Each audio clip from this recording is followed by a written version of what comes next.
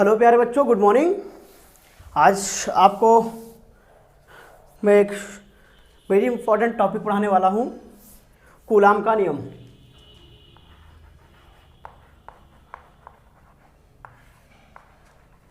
Coulomb का नियम, ठीक है। आज मैं इसको स्टडी करने वाला हूँ। देखिए, हमने इससे पहले लेक्चर में बताया था कि दो चार्ज होते हैं, दो चार्ज हैं Q1 और Q2, Q1 और Q2। तो इनकी प्रॉपर्टीज में मैंने बताया था कि दोनों चार्जों पे क्या होता है, प्रतिकर्षण या आकर्षण बल कार्य करते हैं। इसमें अट्रैक्शन फोर्सेस और repulsion forces act on to each other. इसकी व्हीलिंग देखिए, कैसे पता करेंगे कि इसके ऊपर फोर्सेस लग रहे हैं। तो आप ये दो चार्ज लीजिए, ऐसे दो बॉडी जिस पे चार्ज हैं, एक को पकड़ लीजिए और दूसरे को रिलीज कर लीजिए। जैसे एक को पकड़ेंगे, दूसरे को छोड़ेंगे, दूसरा गति करने लगता है। दैट मीन्स ये गति किया तो इसका मतलब इसके ऊपर बल लगा।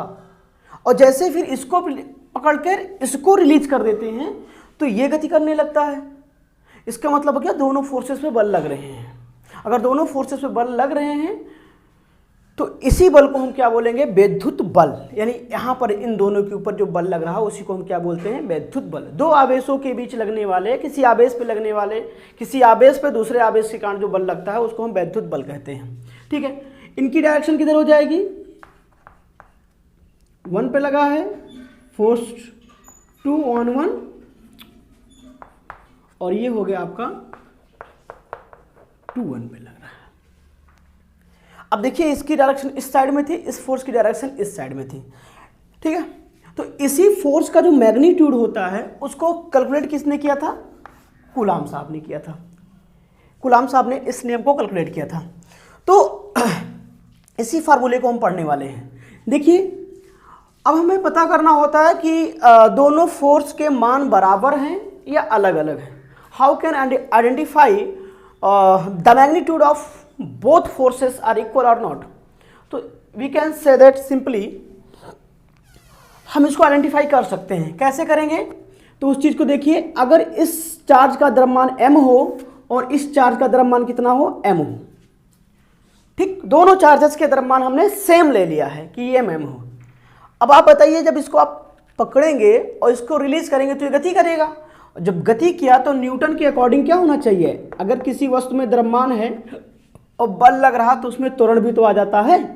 यानी अगर इसका त्वरण a आ जाता है, और प्यारे बच्चों सेम उल्टी प्रक्रिया पर बात करें और इसको रिलीज कर देते हैं तो इस पर जो चार्जेस आ जाएंगे, इस पर देखिए इसका त्वरण कितना हो जाएगा, a। तो अगर दोनों के एक्सेलरेशन सेम हैं, दोनों के एक्सेलरेशन सेम हैं, तो भी हम कह सकते हैं कि दोनों फोर्सेस के मैग्नीट्यूड क्या होंगे, सेम होंगे। दोनों फोर्सेस के परिणामी जो होंगे, परिमाण जो होगा वो सेम आ जाएगा। यानी mod of F1 equal to mod of 2 1। Clear, it's very clear.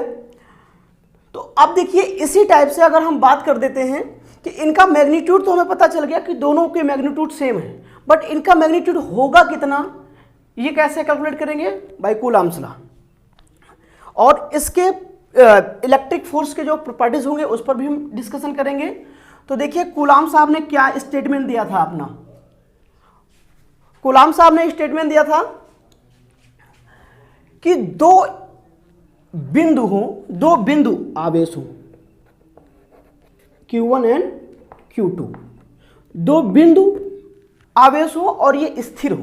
That means दो स्थिर बिंदु आवेश के बीच लगने वाला आकर्षण या प्रतिकर्षण बल, ठीक है, उन आवेशों के गुणनफल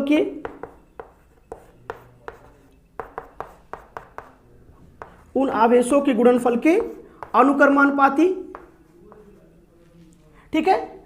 तथा आप ये भी कह सकते हैं उनके बीच की दूरी के वर्ग के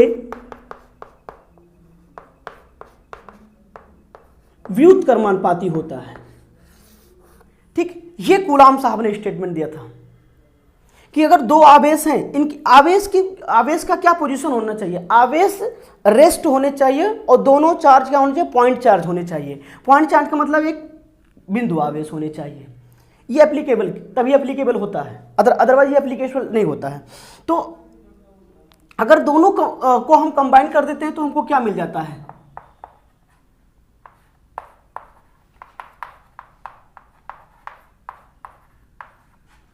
Q1 Q2 by R square. It's clear, Q1 Q2 by R square. और आपको पता है जब ये प्रोपोर्शनल साइन हटता है तो कोई कांस्टेंट टर्म आ जाता है, तो उस कांस्टेंट टर्म को हम कैसे लिखाएंगे,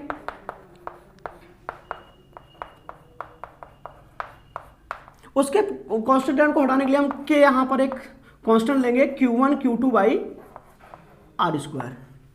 that is the law of Coulomb. ठीक है, ये आपका कूलॉम का नियम हो गया। के क्या है, एक कांस्टेंट टर्म होता है, किसी भी मीडियम के लिए इसकी वैल्यू क्या होती है, कांस्टेंट होती है। हर मीडियम के लिए इसकी वैल्यू कांस्टेंट नहीं होती, अलग अलग मीडियम के लिए इस कांस्टेंट की वैल्यू क्या होती है, अलग अलग होती है। अगर हम निर्वात यानी वैक्यूम की बात करें, निर्वात के लिए के की वैल्यू कितनी होती है, तो 9 × 10 की पावर 9। यूनिट क्या हो जाएगी प्यारे बच्चों, newton metre square, newton metre square पर कूलॉम स्क्वायर, ये इसकी यूनिट हो जाती है। क्लियर हो गया। और इस के की जो होता है, आप कह सकते हो के आपका एक मीडियम कांस्टेंट है। मीडियम कांस्टेंट का मतलब हो गया कि वो माध्यम के ऊपर डिपेंड कर रहा है। जैसे जैसे आपका मीडियम चेंज होता है, इस के की वैल्यू भी क्या होती है, चेंज होती है। अब मीडियम क्या होता है, माध्यम क्या होता है, आप इस चीज को समझ लीजिए। जैसे जिस हॉल में आप बैठ के पढ़ रहे हो, सभी बच्चे किसी क्लास में बैठ के पढ़ते हैं, तो वहां पर क्या होता है, वायु होती है ना। अगर उस हॉल में अगर हम वाटर भर दें यानी जल को भर दें तो माध्यम क्या हो जाएगा, तो आप कहेंगे माध्यम हो जाएगा जल। ठीक है, अगर माध्यम जल हो गया है तो आप वहां पर के की वैल्यू क्या हो जाएगी, चेंज हो जाएगी। यानी पहले अगर देखा जाए, ये दो आवेश हैं Q1 एंड Q2 और इनके बीच क्या है, आपका वायु है। अगर इनके बीच वायु है तो फोर्स का मान कुछ और आएगा। अगर इनके बीच हम क्या फिल कर दें, वाटर भर दें, वही चार्ज सेम चार्ज हो, सेम डिस्टेंस हो, सेम चार्ज सेम डिस्टेंस हो, और इसके बीच में हम वाटर फिल कर दें, जल भर दें, तो क्या फोर्सेस के मान बदल जाएंगे, बिल्कुल फोर्स जो लगेंगे उनका मान बदल जाएगा। तो वो क्यों डिपेंड किया, क्योंकि यहां पर आपने जल भर दिया, यहां क्या था, वायु। तो ये जो के की वैल्यू होती है वो माध्यम पे डिपेंड करती है, यानी मीडियम पे डिपेंड करती है कि दोनों आवेशों के बीच क्या भरा हुआ है, जल है, मिट्टी का तेल है, मस्टर्ड ऑयल है, या वायु है, या कुछ भी नहीं है, निर्वात है। इन सब चीजों पे डिपेंड करता है। Got it. चलिए अब के पे डिस्कशन कर लेते हैं, इसको नोट कर लीजिएगा आप लोग। ठीक है, देखिए अब के की वैल्यू क्या होती है प्यारे बच्चों, हमने देख लिया। एक ही फोर्स दिखा देते हैं, के Q1 Q2 by R square. Coulomb's law आप बोल सकते हैं। अगर यहां पर के की वैल्यू डिफाइन की जाए बेसिस ऑफ माध्यम, अब ये देखिए क्या हो जाएगा, 1/4 पाई एप्सिलॉन नॉट हो जाएगा, 1/4 पाई एप्सिलॉन नॉट हो जाएगा। यहां पर ये एप्सिलॉन क्या होता है, यहां पर एप्सिलॉन क्या होता है, इसको हम बोलते हैं निर्वात की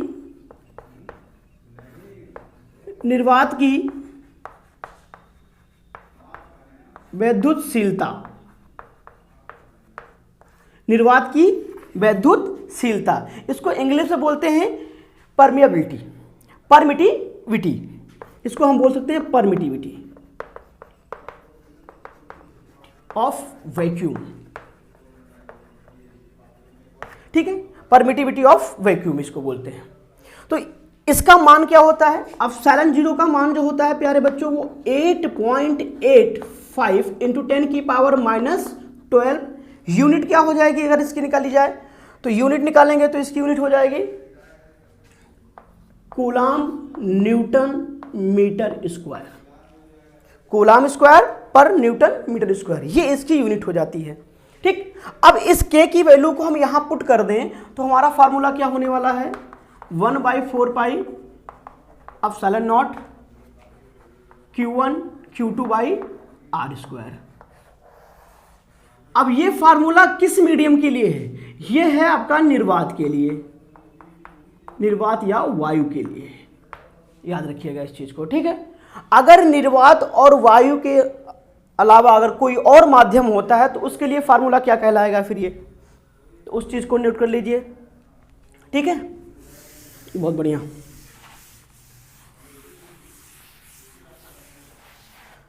जो पॉइंट आप लोगों को ना समझ में आया बेटा उसको आप पुटअप कर लीजिएगा, ठीक है, कमेंट बॉक्स में। फॉर एनी मीडियम या किसी अन्य माध्यम की बात करें, किसी के माध्यम के लिए अगर हम बात करें तो F इक्वल टू क्या हो जाएगा प्यारे बच्चों, 1/4πε0 K Q1 Q2/r²। अब प्यारे बच्चों यहां पर पूछा जाए के क्या कहा जाएगा, तो इसे हम माध्यम का परावैद्युतांक कहते हैं, dielectric constant of the medium. यानी के क्या हो जाएगा, स्मॉल के हो जाएगा माध्यम का परावैद्युतांक, ठीक है। और इसकी वैल्यू अगर हम नोट पे चर्चा कर लें तो निर्वात वायु की अगर हम बात कर लें अप्रोक्सीमेटली, निर्वात या वायु के लिए इसकी वैल्यू कितनी कही जाएगी, तो के की वैल्यू होती है प्यारे बच्चों 1, ठीक है।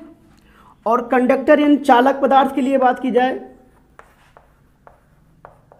चालक पदार्थ या चालकीय माध्यम के लिए इसकी वैल्यू यानी के की वैल्यू होती है इनफाइनाइट। और अगर हम जल की बात कर लें प्यारे बच्चों, जल का के कितना होता है, तो 81 होता है, ठीक है। याद रखिए के आपका कभी नेगेटिव नहीं होता, के की वैल्यू कभी नेगेटिव नहीं हो सकती है। मिनिमम वैल्यू इसकी कितनी होती है, 1 होती है। मैक्सिमम वैल्यू कितनी होती है, इनफाइनाइट होती है, यानी कंडक्टर के लिए होता है।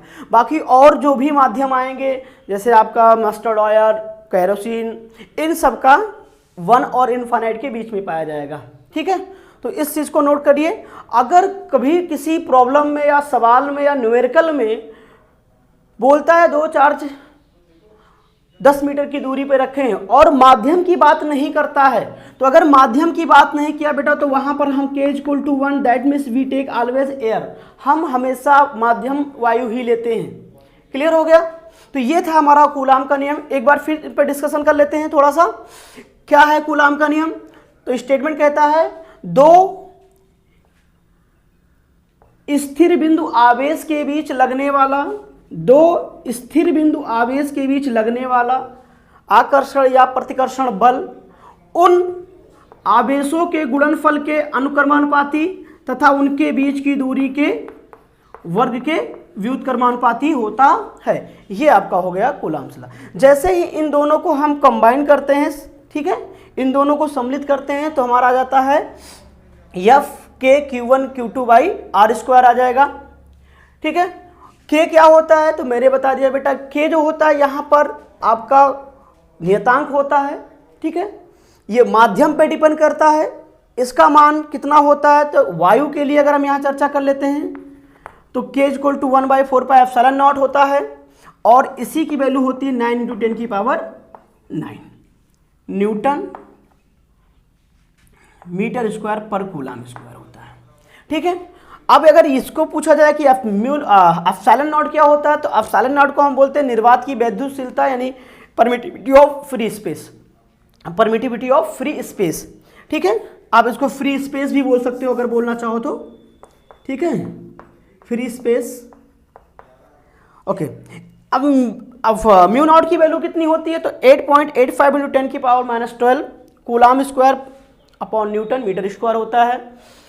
निर्वात के लिए कूलाम का नियम क्या हो जाएगा, 1/4πε0 Q1 Q2/r² या डायरेक्ट यहाँ पर 9 × 10⁹ रख सकते हैं। किसी के माध्यम के लिए अगर हम बात करें, यानी दो आवेशों के बीच कोई माध्यम फिल कर दिया जाए जिसका परावैद्युतांक कितना हो, K हो, तो कूलाम का नियम क्या हो जाता है 1/4πε0 K, Q1 Q2 by R square. अभी मैं इसको डिफाइन करूंगा, इसकी डिफिनेशन क्या होती है, माप परावर्तांक की डिफिनेशन क्या होगी। इसकी 2-3 जगह पर आपको डिफिनेशन मिल जाएगी अलग अलग तरीके से। एक तो कैपेसिटर में मिल जाएगी आपको, एक यहाँ पर मैं दूंगा आपको। फिर देखिए निर्वात के लिए के की वैल्यू कितनी होती है, 1 होती है। चालक पदार्थ के लिए के इक्वल टू एप्सिलॉन नॉट हो जाएगा आपका। जल का परावर्तांक कितना होता है, 81 होता है। कभी भी के की वैल्यू नेगेटिव नहीं कभी होगी नहीं। ऐसा क्वेश्चन कभी पूछ सकता है किसी भी पदार्थ का परावर्तांक कितना हो सकता है, 1 दे दिया जाए, इनफाइनाइट दे दिया जाए, -1 दे दिया जाए, तो 4th ऑप्शन आप क्लिक कर सकते हो। Got it? बहुत बढ़िया। चलिए अब हम बात करते हैं विद्युत बल के प्रॉपर्टीज के ऊपर कि क्या क्या हो सकता है। ठीक है, नोट कर लीजिएगा इस चीज को।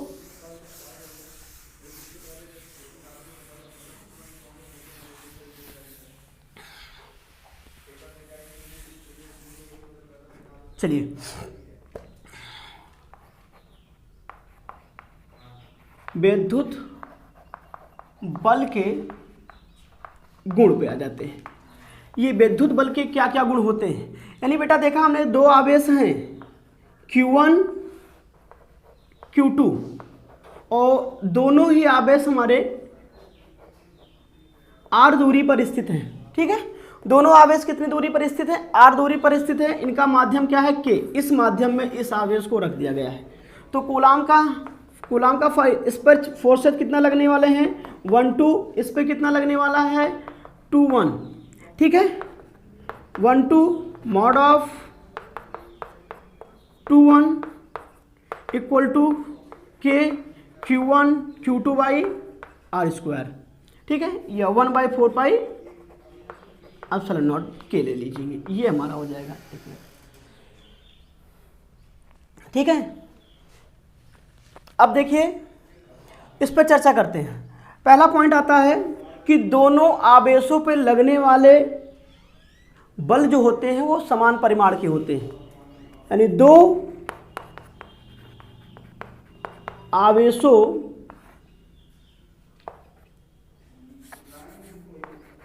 दोनों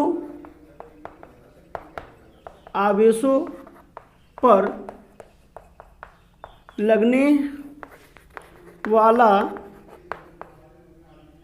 लगने वाले विद्युत बल के परिमाण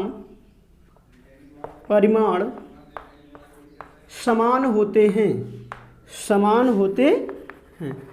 क्लियर? यानी आप कह सकते हो mod of 1 2 equal to mod of 2 1। ठीक है, 1 पर 2 के कारण, 2 पर 1 के कारण लगने वाला विद्युत बल, ये क्लियर हो गया। सेकंड पॉइंट पर डिस्कशन कर लेते हैं प्यारे बच्चों। एक चीज बताइए, ये दोनों बल जो होते हैं किस डायरेक्शन में है, क्या ये अपोजिट डायरेक्शन में है कि सेम डायरेक्शन में हो गए? तो प्यारे बच्चों ये दोनों बल जो हैं अपोजिट डायरेक्शन में थे, यानी दो आवेशों के बीच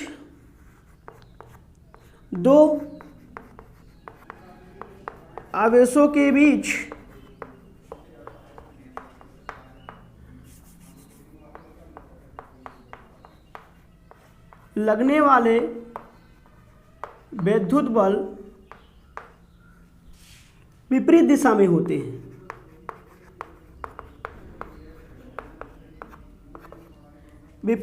होते हैं।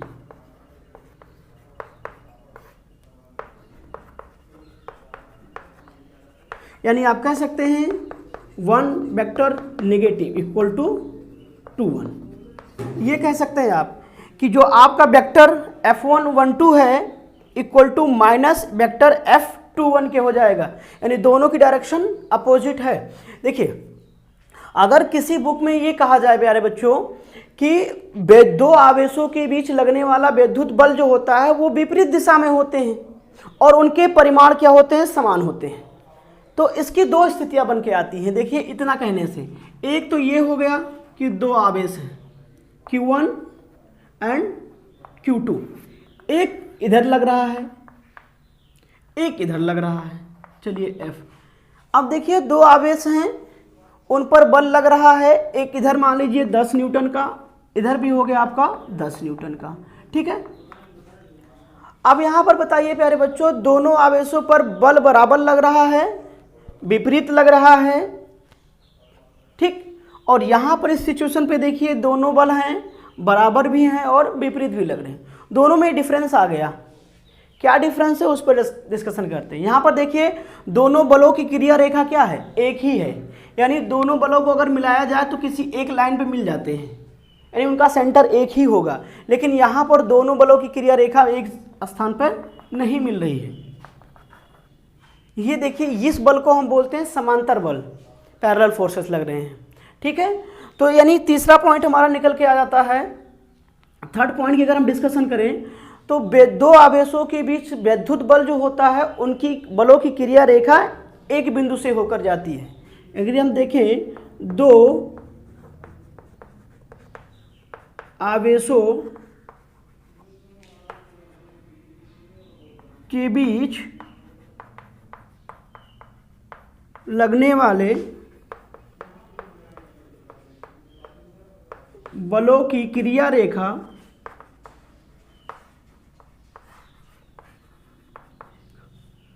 एक बिंदु से होकर गुजरती है, एक बिंदु से होकर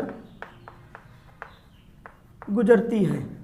अब प्यारे बच्चों अगर दो बलों की क्रिया रेखा एक बिंदु से होकर गुजर रही हो या कई बलों की क्रिया रेखा एक बिंदु से होकर गुजर रही है, जैसे मान लीजिए कोई वस्तु है, ऐसे फोर्सेस लग गया, ऐसे फोर्सेस लग रहे हैं, ऐसे फोर्सेस लग रहे हैं, ऐसे फोर्सेस लग रहे हैं, तो अगर इनको मिलाते हैं और इसको मिलाते हैं, देखिए सभी की क्रिया रेखा एक बिंदु से जा रही है कि नहीं जा रही है बेटा। ऐसे फोर्सेस को हम बोलते हैं केंद्रीय बल। क्या बोलते हैं? केंद्रीय बल, सेंट्रल फोर्सेस, ठीक है, केंद्रीय बल बोलते हैं इनको हम। और ऐसे फोर्सेस को हम क्या बोलते हैं? आकेंद्रीय बल बोल देते हैं, ठीक है। अब दोनों बलों में क्या डिफरेंस हो सकता है बेटा? केंद्रीय बल जो होता है वो वस्तु की गति कराता है, स्थानांतरण गति कराता है। अगर इस पर आकेंद्रीय यानी केंद्रीय बल लगे हैं, केंद्रीय बल लगे हैं यानी एक इधर लगा हुआ है, एक इधर लगा हुआ है, तो केंद्रीय बल हो गया। अब अगर ये 10 या 15 न्यूटन कर दिया जाए, इसको हम कर दे 10 न्यूटन कर दें, तो प्यारे बच्चों देखिए ये वस्तु किधर जाएगी? इस तरफ गति कर रही है, क्योंकि ये ज्यादा फोर्सेस लग रहा है, रिजल्टेंट इधर, रिजल्टेंट की डायरेक्शन इस तरफ है। परिणामी कितना हो जाएगा? तो 5 आ जाएगा। इसकी डायरेक्शन इस तरफ हो जाएगी। तो अब अगर देखा जाए प्यारे बच्चों, ये जो है केंद्रीय बल यानी स्थानांतरण गति करा रहा है,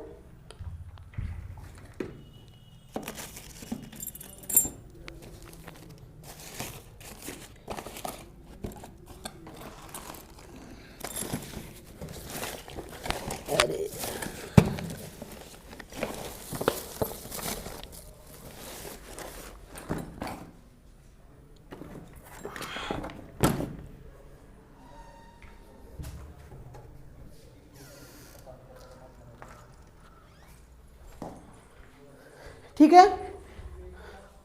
तो यहां पर स्थानांतरण गति, कौन सी गति होगी? स्थानांतरण गति। ट्रांसलेशन मोशन होता है प्यारे बच्चों, ट्रांसलेशन मोशन यानी वस्तु एक स्थान से दूसरे स्थान तक चली जाती है। लेकिन इस फोर्सेस में क्या होता है? अगर किसी वस्तु पर ऐसे फोर्सेस लग जाएं कि एक इस साइड में लग रहा है, एक इस साइड में लग रहा है, ठीक है, तो ये आकेंद्रीय बल है।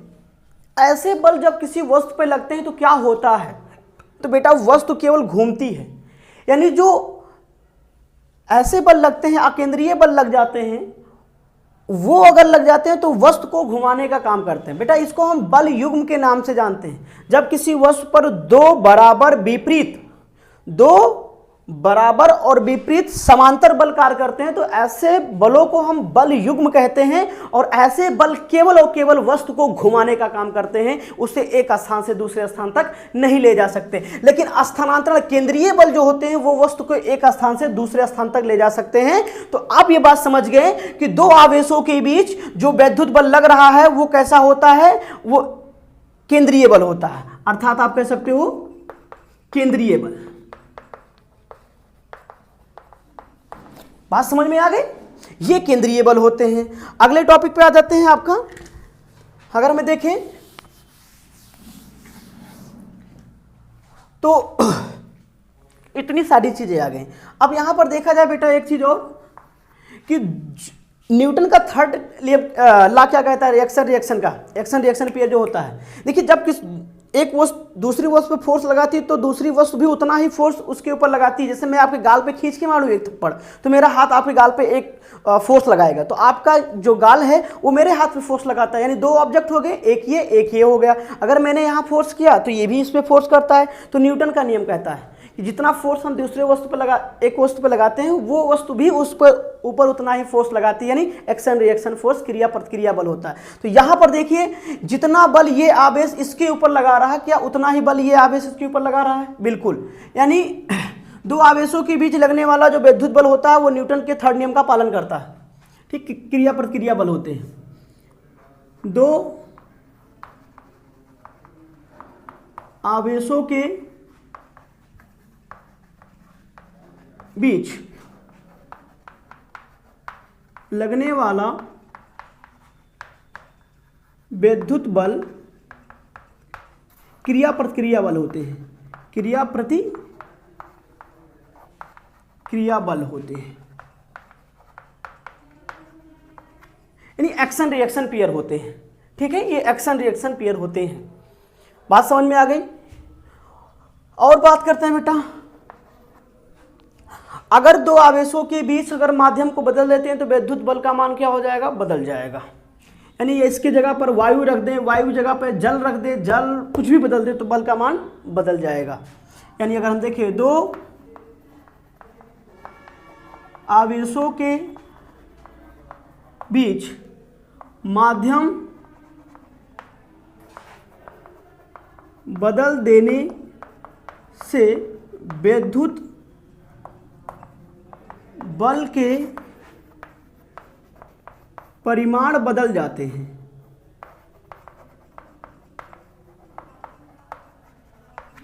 परिमाण बदल जाएंगे, डायरेक्शन नहीं बदलेगी बेटा। जैसे अगर हम इसके स्थान पर हम जल भर दें तो मान लीजिए पहले वायु था, वायु पर ये 10-10 लग रहे हैं। ठीक, अब इसके जगह पर मान लीजिए हमने जल कर दिया। अगर हम जल कर देंगे तो बेटा क्या हो जाएगा? सोच लीजिए इसका मान 8-8 हो गया। ठीक है, बल का मान बदल गया बट दिशा नहीं बदल रही, डायरेक्शन उसका चेंज नहीं हो रहा है। ठीक है, तो अगर डायरेक्शन चेंज नहीं हो रहा है तो आप इसका एक बता सकते हैं कि हाँ माध्यम का चेंज करते हैं तो उसका बल बदल जाएगा, के की वैल्यू चेंज होती है। Got it? अब एक पॉइंट और देख लेते हैं, थोड़ा सा एक पॉइंट हमको लग रहा है और छूट रहा है, उसको भी देख लेते हैं। कौन सा पॉइंट है आपका? ठीक है, सब तो कैलकुलेट करा ही दिया गया। चलिए, ये आपके आवेशों के ऊपर सारी प्रॉपर्टीज आ गई हैं। हाँ, एक चीज़ अगर हम ये भी कर दें कि देख लेते हैं हल्का सा,